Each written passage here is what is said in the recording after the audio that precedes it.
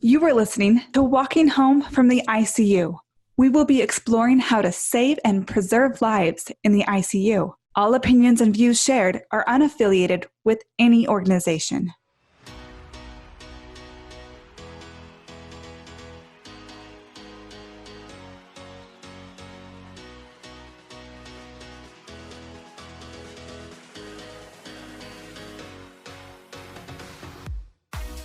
In the past few episodes, we learned about the conditions, treatments, and outcomes experienced during the COVID-19 pandemic in New York. We recognize the dire circumstances in which these heroic providers were relentlessly working and the desperate measures required. I have received many inquiries about the status, care, and outcomes for COVID-19 patients in the awake and walking ICU. Later, I will have my expert colleagues share their approaches to the difficult changes the critical care world faces. Yet, as always, we will first address these questions with our why. With us this episode is Dr. Kenneth Hurwitz, one of our first COVID-19 patients, with his wife Beverly, to share with us their journey, care, and outcomes from the awake and walking ICU. Hi, my name is Kenneth Hurwitz. I'm now 70 years old. I'm a retired pediatrician and regenerative medicine doctor, and in the hospital for 28 days with COVID. And Beverly, can you tell us a little bit about yourself? Hello, I'm Beverly Hurwitz. I am 72 years old. I am also a retired physician, and my initial training was in pediatrics, and I had subspecialty training in neurology, and had a varied career thereafter. So tell us a little bit about your COVID journey. Well, I contracted COVID somewhere, maybe in an airport, maybe in a restaurant, don't really know. I'd gone to a wedding in Arizona where there was 150 people about a week or so before I contracted COVID, but nobody at that whole wedding was affected. So I assumed that I contracted it somewhere in the airport coming home from Phoenix. And Beverly and I both had the COVID at the same time. So I had about 13 days at home. And my memory of being home with the virus is really vague. I just remember the last day when I had to be admitted to the hospital. And that was on the night or the afternoon of March 26th. And then I remember being wheeled into the emergency room, saying hello to one of the nurses, waving, and that's the last I remember. I know I was airlifted to, I don't recall anything until I think April 11th or April 12th. Even though I had ups and downs in the hospital, I know I was conscious for some of that time period, and then sedated and put into face down position in a coma for 8 days, but I don't recall anything during that time. I had lots of different dreams, and maybe some of those dreams occurred during that period, but I can't be sure. And I know I had a lot of dreams after April 11th, when I think I woke up and no longer needed to be sedated, heavily sedated, or put down in the prone position. And I am so fascinated to hear that, because we watched you. So you spent a few days at the outside hospital on nasal cannula. And this is the beginning of the COVID wave, when we started intubating everyone that required more than 6 liters nasal cannula. So as soon as you required more than 6 liters, you were intubated there and then flown to our hospital. And I think you were sedated for transportation. And then once you came to us, we took off the sedation, and you woke up and you were pretty with it. You were writing notes on the boards. Really? You were making very specific requests, such as you wanted atropine drops because your mouth was really moist. You wanted albuterol. You knew what you wanted. It was a little bit frustrating because you didn't have your phone with you. And I really felt like maybe that would help you be able to talk to Beverly during that time. And this is all just new to us. I mean, having to wear the PAPRs and being isolated in the room. And yet during those 6 first days with us on the ventilator, you were CAM negative, meaning you would answer questions very appropriately. You could follow, pay attention. You seemed really with it. You were pretty anxious. And Beverly and I would talk this whole time how this virus seems to be so neurotoxic. And that's something that we're noticing in the critical care world, that even when people aren't sedated, they're becoming delirious. Their brains aren't the same. So what you're saying is that even though you were responding so appropriately, you weren't quite yourself, and you don't recall. I don't recall that. No. And you were even walking in your room with physical therapy. So, you know, they were just making up as they went because it's so new. Usually we have people walking circles around the ICU, but that wasn't an option since now we're in negative pressure rooms and in isolation. And so we had you walking to the door, wheeling back, walking to the door, wheeling back.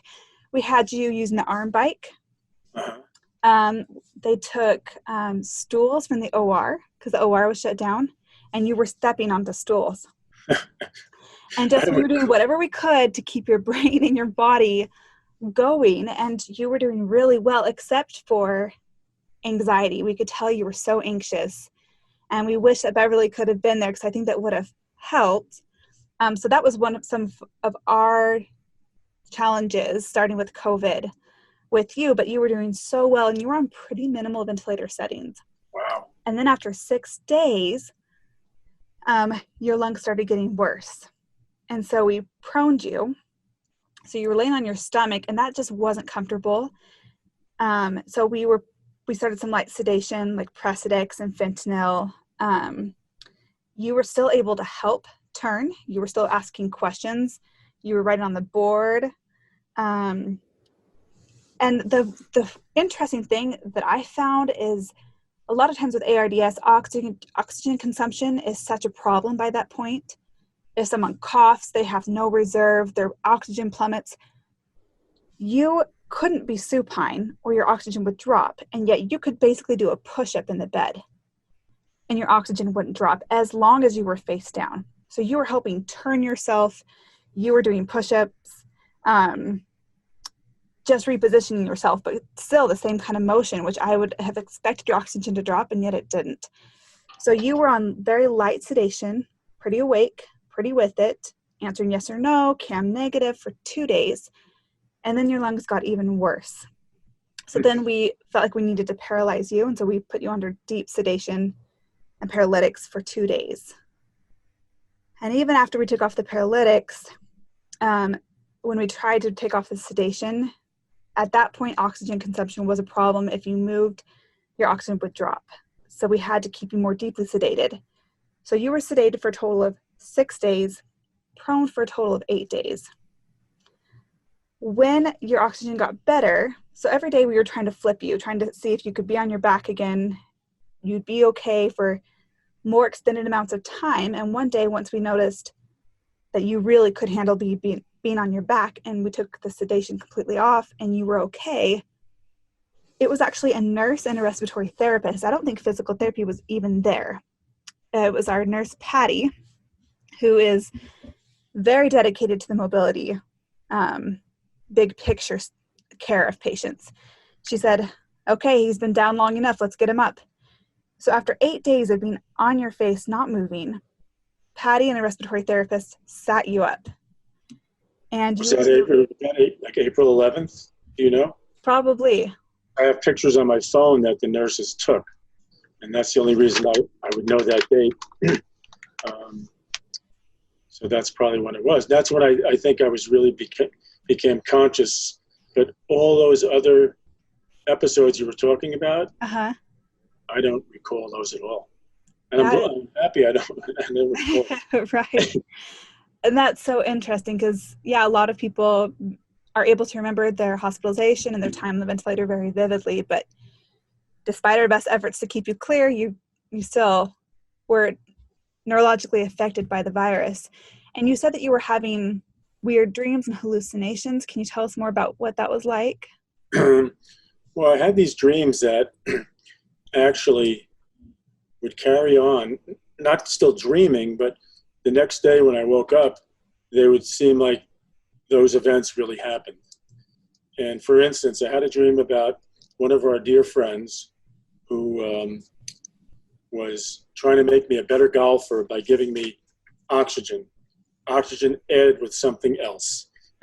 And during this experience of him having me in bed, there was a whole group of other people there, and they were actually giving me the COVID virus. That's what was happening. And of course, I was restrained. I couldn't talk. I couldn't say anything. So it was very, very frustrating. Mm-hmm. And I had these dreams about 3 times. And the last time I had it, I said, when I wake up, I didn't know I was sleeping. So the next day, I'm going to tell Beverly to stay away from this individual because he's a fraud and he's a bad person. So I was able to write out on the board, Beverly, please stay away from what's his name? He's a fraud. And it was so real that I couldn't separate dreams from reality. I couldn't separate it. And I had a couple like that where other experiences where I couldn't tell if my dream and my I couldn't separate reality from my dreams. And so the stress of those scenarios in your mind was just as vivid as if it was actually happening. Yeah, very true. Right. Tell of the extubation dream. My extubation dream, when I extubated myself, I was in this medieval battle with guys with shields and clubs, the spike clubs, torches, and I was fighting this guy who had a shield on his face, and he had me by the throat, and I ripped his hand off of my throat, and I pulled my tube out, and that's how that occurred. Yeah. You were severely delirious. We knew that you were delirious when we first took the sedation off. We were working hard to clear it out. So at first you could only sit at the side of the bed, and then physical therapy, even that afternoon, was like, let's try standing. And then over the following days, you were starting to stand and walk again in the room, just little steps. You were extremely weak, but Right. You were extremely delirious too. Uh-huh. And we were worried about that. And so we had you restrained, and somehow you did. You shimmied down and you got a hold of that tube. And when they came in, and by that time your lungs were getting better and you really were strong. You could clear your secretions. You could take your own breaths. So when they came in, you said, "Oh, I didn't need it anymore." Oh. And you weren't wrong. It made us laugh. We thought, well, he's also a physician. He knew he didn't need it. We didn't realize you were hallucinating, though. It's not fun having a tube in your throat for 20 days or whatever it was. No. And I think if you hadn't been moving prior to being proned, let's say if you had come in to maybe a different hospital, different ICU, and you were immediately deeply sedated, those 6 days that you spent walking and being awake on the ventilator would have been wasting away. You know, you would have been losing a lot of muscle. And then your lungs got worse. And so we had to prone you, and then we had to paralyze and sedate and do all those things. But you would have already started that treatment very deconditioned. And then you would have been continued to have been deeply sedated even after you could be supine, because that's just what we do when someone's on a ventilator. But fortunately, you were awake, and yes, you did self-extubate. So a lot of the concern in the critical care world is, what did they self-extubate? But our question is always, what if they never walk? What if we can't get them off the ventilator? What if they have to be trached because they're so weak? What if they spend an extra 20 days on the ventilator because of the weakness that we maybe could have prevented? And so, no worries, but we probably had a little over 2 years of no self-extubations in our unit until you broke the record. Okay, thank you.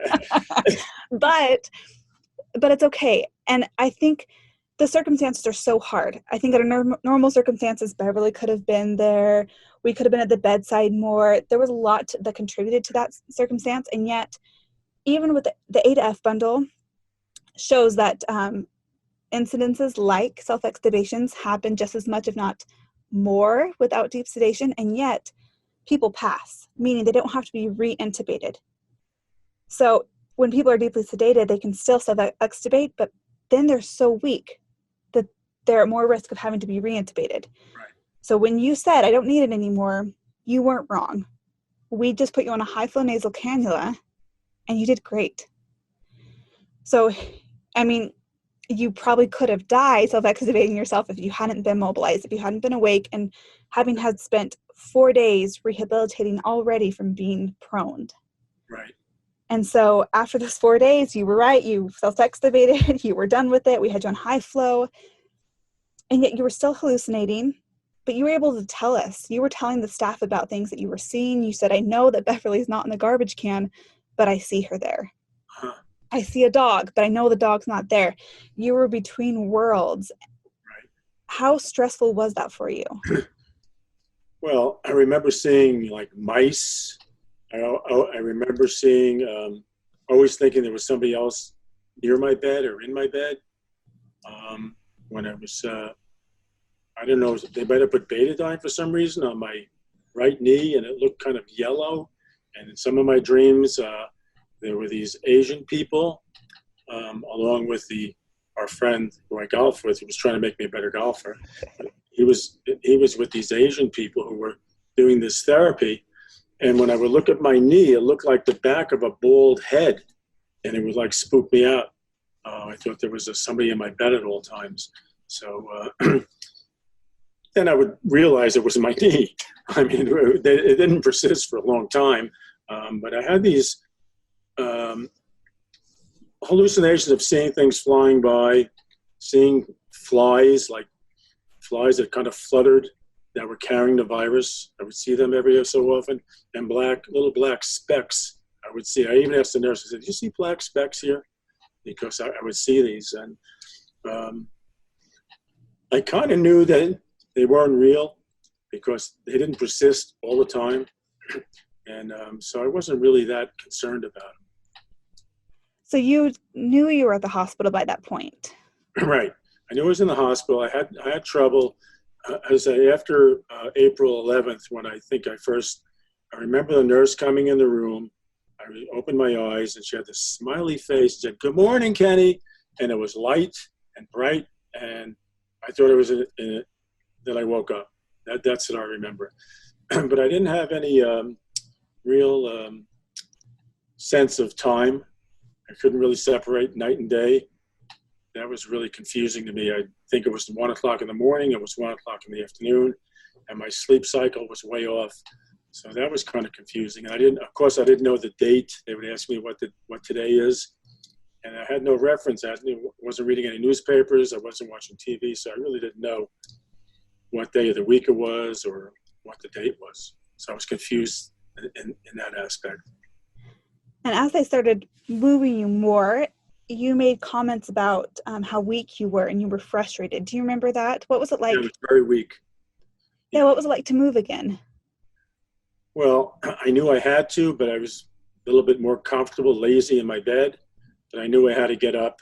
And one of the pictures I have on my phone is being supported, grabbing Angela, I think it was, by the waist, and she picked me up and stood me up. And it was very hard with my balance, and my legs were very weak. And then she had me using like a stationary pedal device, build up my strength. I have pictures and videos of that on my phone.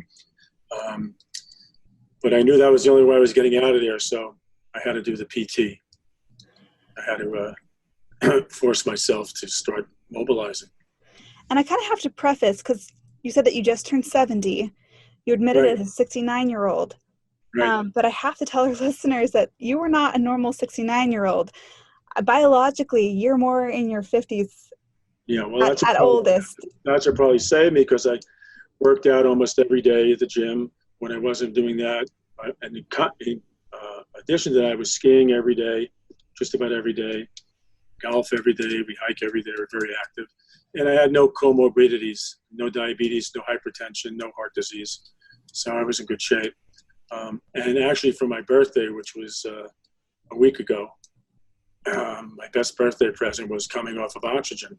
So I was on oxygen for about 4.5 weeks. And that day, I was able to greet my neighbors out back. They had a big celebration for me. And I gave a little spiel and didn't need oxygen. Went out in the front of the house. We walked our dog with Beverly and walked up and down the street.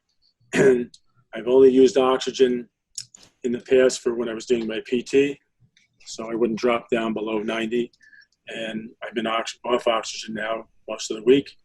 Drove down to IHC, actually drove the car, had my echo done of my heart this week, and I just had a CAT scan. I drove myself to the hospital because Bev couldn't go. And so I'm really pretty functional. And actually, yesterday, I played golf. Wow. What does that mean to you? And just for a little context, we're finding in these overloaded areas that they are having a really hard time placing people, meaning they don't know what to do with them after their lungs get better, and yet they're having to be trached, still ventilator dependent, still not waking up, or still delirious, can't pull a finger up. And some of these people are in their 30s, 40s, 50s. They're not just elderly that are weak to begin with. These are people that have been immobilized for at least 3 weeks. And now the ICUs are kind of stuck with them because there's no way they can get off the ventilator, or if they can, there's no way they can go home. And yet here you are as a 69-year-old. If you'd been to a different hospital, you would have been sedated for at least 3 to 4 weeks and probably then needed to be on a ventilator for even longer. But it was wherever they were going to have a bed for him. I was just lucky. Didn't have that choice. Right. We just were fortunate that that's where he wound up. And you were home, you were golfing, you were with your neighbors, you're walking, you're taking care of yourself. You went home 10 days after being extubated. Right. They wheeled you to the front door. You got yourself into the car. I have a video of you getting yourself out of the wheelchair like it's no big deal. You got yourself into the car, shut that door. You all but gave us the finger. I mean, there was no looking back, right? You were done with it. I love you guys. I mean, I tell you, I tell everybody I have the most loving, affectionate, professional care. I mean, I've been a physician a long time. I've worked in the most primitive hospitals. I've been on staff at the most prestigious university hospitals, and I've never witnessed or experienced anything like the care that I received was just fantastic. I love everybody there. Their whole purpose in life was to get me out of there. And that's what got me out of there. It says, Kenny, you're going to do this. You're getting up. You're going to walk. We're getting you out of here. And their ability to get me to do that was what got me through. I mean, I love you guys, really. When you came in such a scary time, I think this was such a new virus, new isolation. We were hearing all these really scary stories about how bad it gets. And then we watched you get that bad. And then we're hearing about 88% mortality rates of people on ventilators. Wow. Yet I watched my team stick to the things that they knew worked. We already had a culture of knowing how to keep people awake and moving, and we knew our why. So even when you got so bad and you had to be immobilized and sedated, we still, once we could, we had you back on course to going home. And this isn't a big hospital. It's not a famous hospital. But it's just a strong team with a strong culture. And what does that mean now to your life, over a month or so later, to be where you're at? I cry because I'm so grateful that you treated me that way. After reading your little blurb about what went on with me, and then Beverly kept a journal of everything that happened every day, and I hadn't read that. I kind of avoided that until the other day, and I read that, and I said, wow, I didn't realize what was going on and how sick I was. And I'm glad I didn't know. When I went into the hospital, I think I was under the impression at that time that 97% of the people survive. I didn't know that 88% on the ventilator didn't, and I'm glad I didn't know that. I know I didn't want to get intubated when I left, but just so grateful that you treated me this way, and I hope you're having the same experience with other people that are in intensive care now. Yeah, our volumes have increased since then. You were one of our first, Right. and yet the load has still been manageable. So we've still been able to keep people awake. And so the last shift I worked, I walked around and I saw multiple people awake, sitting in chairs, on the ventilator, all COVID positive. They're writing notes. You actually were the one that I was so worried about your ability to communicate. You seemed really frustrated not to be able to communicate with us. It was very frustrating because my hand was shaky Mm-hmm. and I couldn't write on the whiteboard. One of the nurses put the whole alphabet on top of the board and I was able to point, but even that was hard. My hands were shaky. And I know they make devices, even children's toys with the alphabet, which might be a good thing to do. It would be easier for people to point to a big block to spell Yeah. things out. They wanted to try me to do it on my phone with texting something and then making it a voice, but I wasn't able to do that because my hands were too shaky. And so it was very, very frustrating. And some of my dreams were like that because when you're restrained and you have an ET tube in, that was a lot of my dreams were just the frustration of trying to get people's attention and trying to get them to come and see me. And you want people around you when you're in that condition.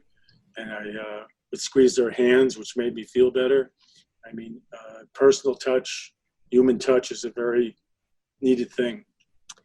You know, I noticed that when we were proning you and you were anxious, but you were so with it. We were trying all these ways to help you stay awake and cognitively intact, even while you were anxious and being proned. And it's scary because you were needing higher ventilator settings, you were isolated, and yet you were so cognitively intact, or seemed to be, right? You were following directions, you understood at that point what was going on, and we felt like you were safe, but we wanted to make sure you were comfortable, but we couldn't be in the room all the time.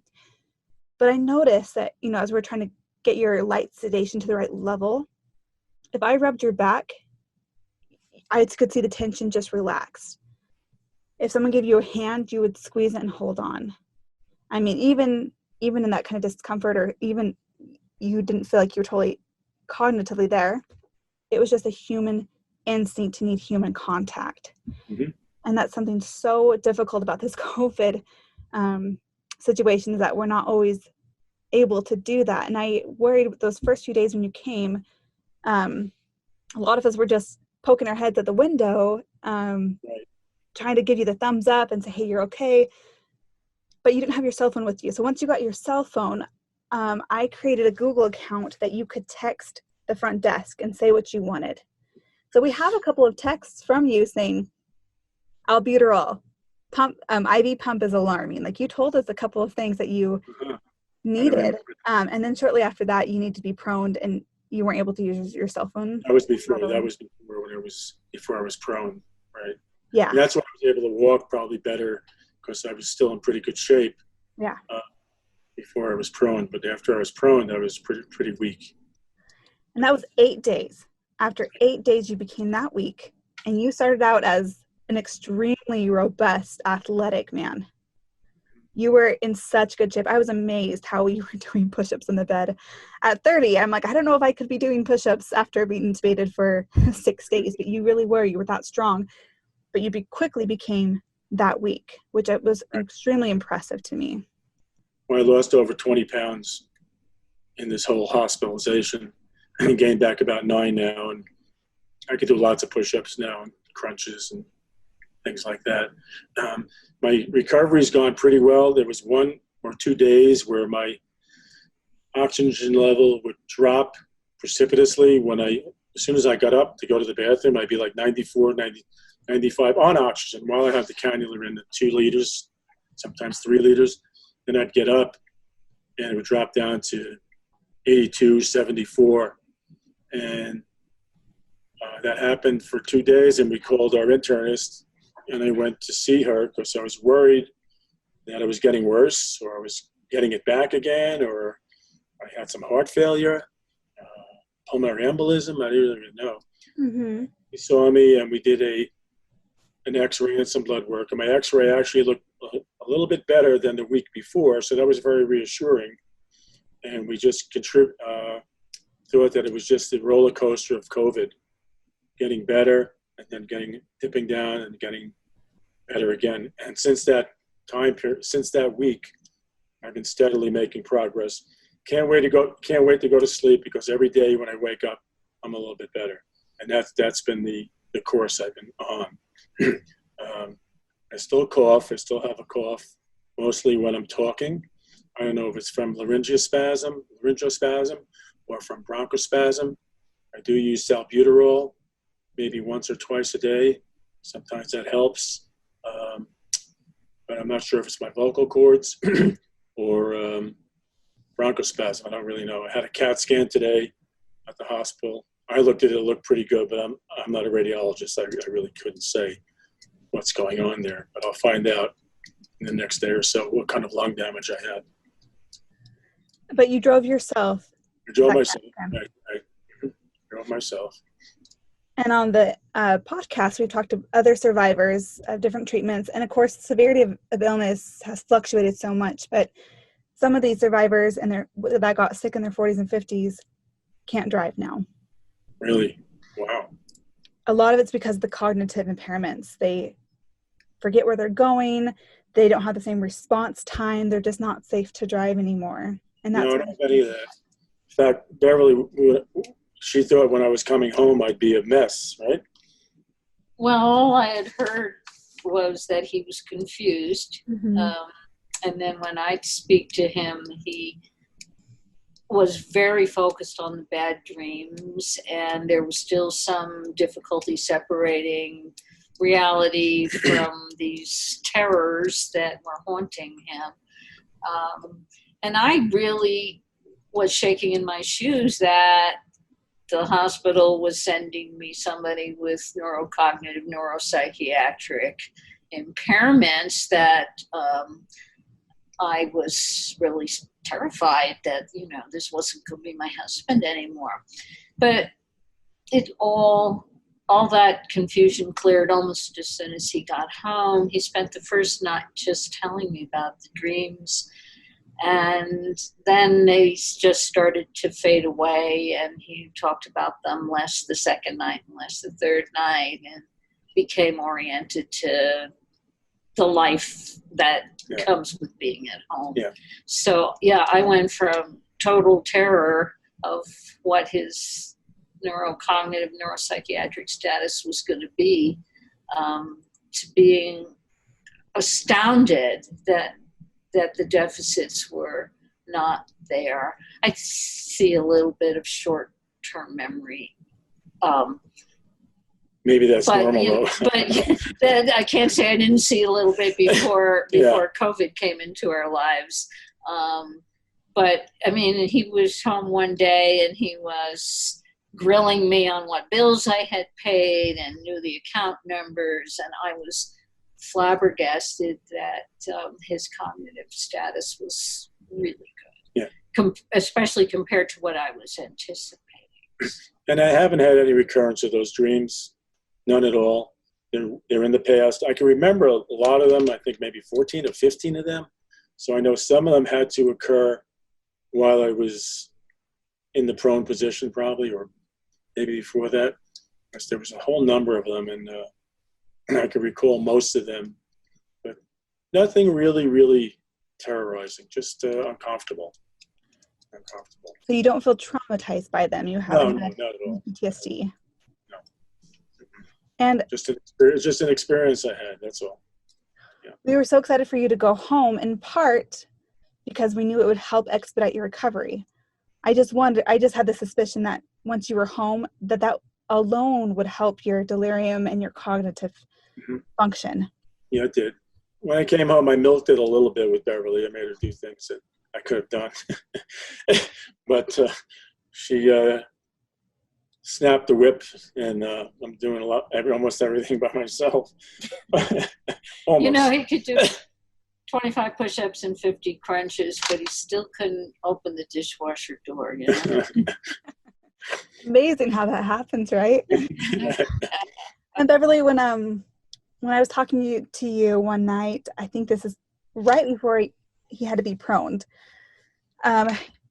I explained that he was anxious, but yet CAM negative, didn't seem to be delirious, but he doesn't seem to be fully himself, and explained why we were avoiding sedation.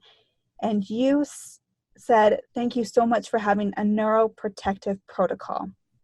As a neurologist, what did you mean by that? Well, I've always told my patients that for every day you spend in bed, it will take a week to recover from the physical and psychological burden of losing that time for activity and function.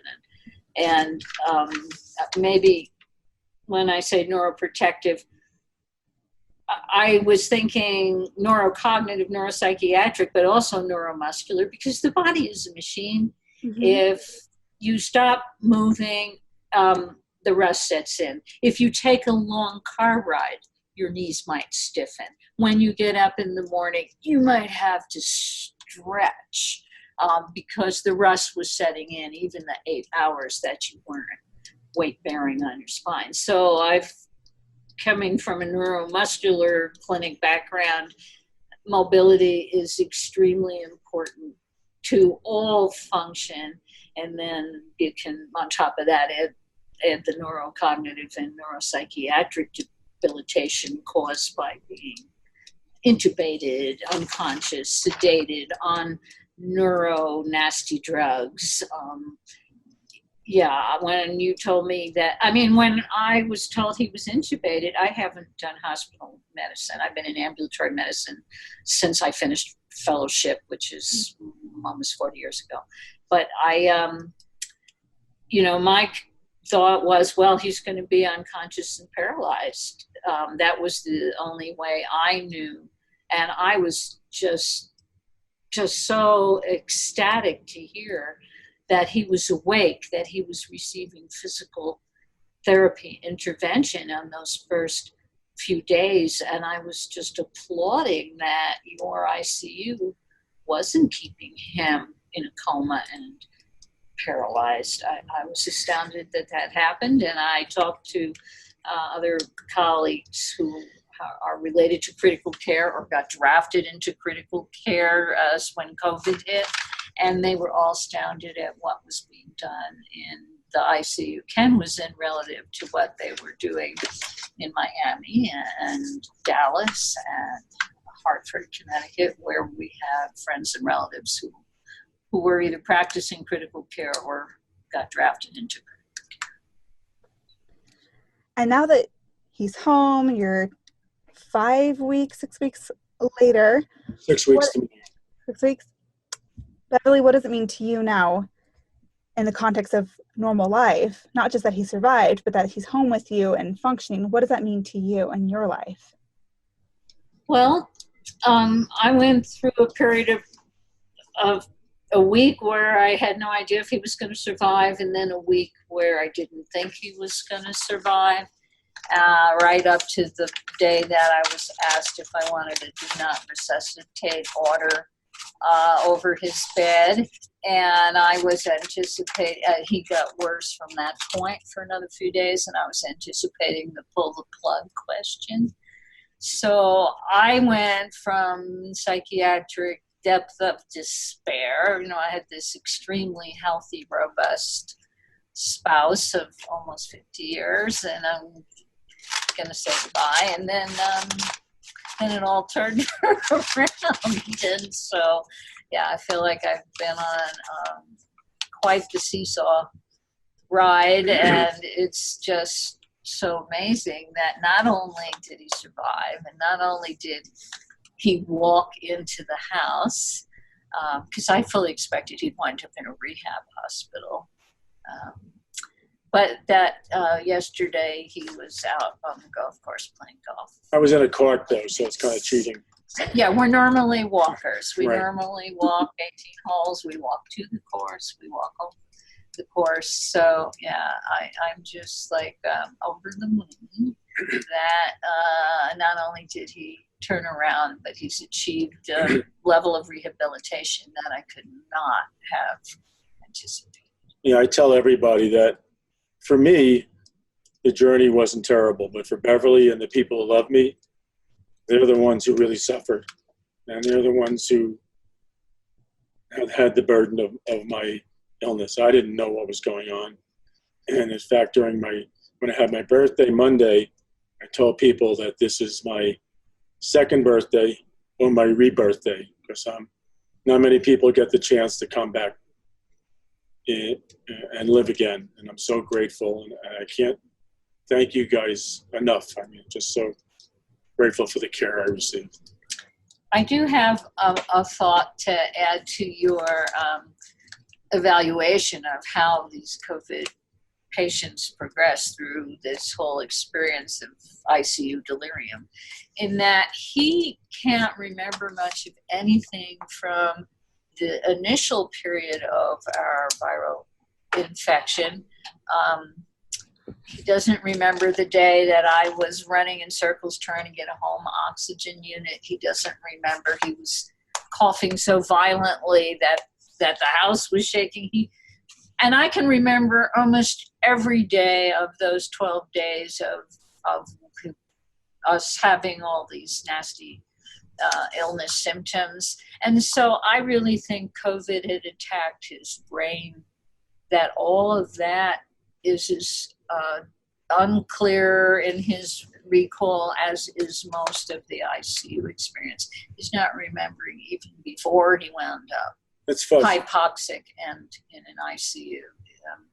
But I can tell you that whole 10 days was terrible insomnia, anorexia, for him, nonstop coughing, fever, chills, body aches. I mean, it was a nasty flu-like illness, but it had far more effect on the brain than any illness. Well, I thought it would end at 13 days. I was hoping for the 13th day. Most people had it for 2 weeks. I said, okay, 2 weeks is up and I should be better by now, but I wasn't. I probably had a massive dose from somebody. I don't know who it was. No, you hit that cytokine storm, and you got it hard. And right.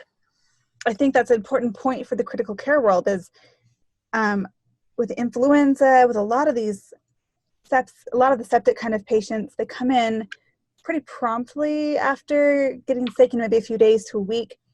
You had already gone through 13 days of poor nutrition, decrease in activity, neurotoxicity. And so it is even more important not to exacerbate all of that, to implement these things that we know, to try to keep them active and awake and protect their body and brain that are already so deconditioned from this prolonged illness that they've suffered at home that's been happening far before us. And I think there's so much fear with COVID, and very, very reasonably so. You were so sick, Ken, that you were that patient that everyone's calling in on their off shifts asking if the question was, how is room 45? But the real question is he still alive? That's what everyone really cared about and wanted to know. Is he still with us? Is there still a chance? Because we were working so hard to keep you alive. And so these outcomes were not because you didn't get sick, because you weren't critically ill. And so the fear is, people say, but my patients are really sick, so we have to sedate them the second they're intubated. But Beverly makes such a good point that these are people that are so sick, it's even more important to protect their brains and bodies while we can. So everyone's course is different, but because Ken came to a unit that kept him awake and walking for 6 days, still awake for another 2 days while proned, and then sedated for 6 days because of absolute necessity, he was able to wake up again, get back on his feet, and 5-6 weeks later be shooting a round of golf at 70 years old. Exactly.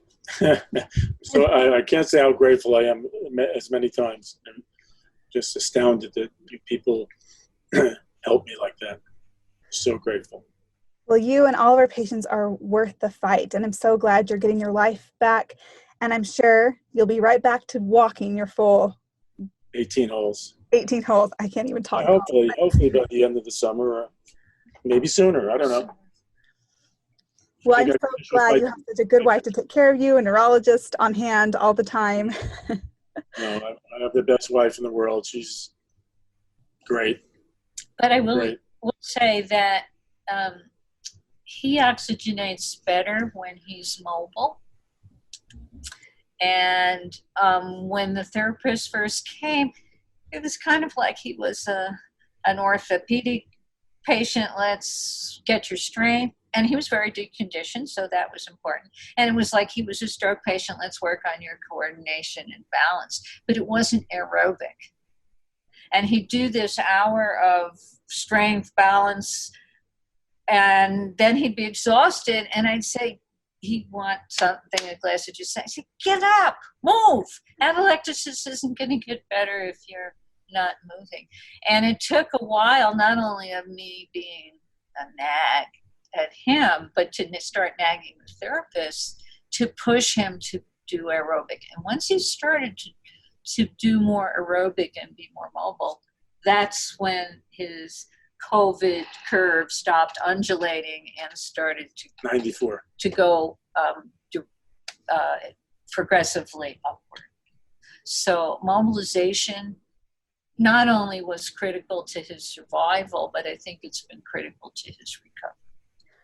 Right. And we find ARDS patients have a high rate of readmission to the ICU.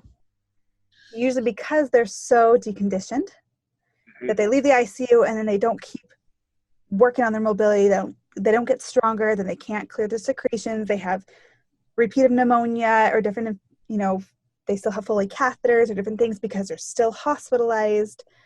They have a really high readmission rate.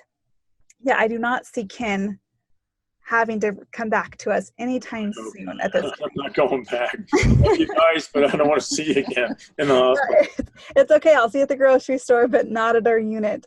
But Yeah. You're doing your part, and we're so excited and so proud of you. And it's just a wonderful validation to the unique and bizarre approach that we take to critically ill patients that I hope will be standard. And thanks for sharing your experiences that help us understand the bigger picture of why we do what we do. Well, please give everybody my best and tell them how well I'm doing. I appreciate that. I will. And you know what? I'm going to have them listen to this so they can hear it from you. You tell it better than I can. Thank you. Thanks so much, guys. Thank you. Thank you. Thank you. Keep moving on. Bye-bye. See ya. If you want to join in on the conversation, leave a voicemail at 801-784-0472 or reach out to me on Twitter.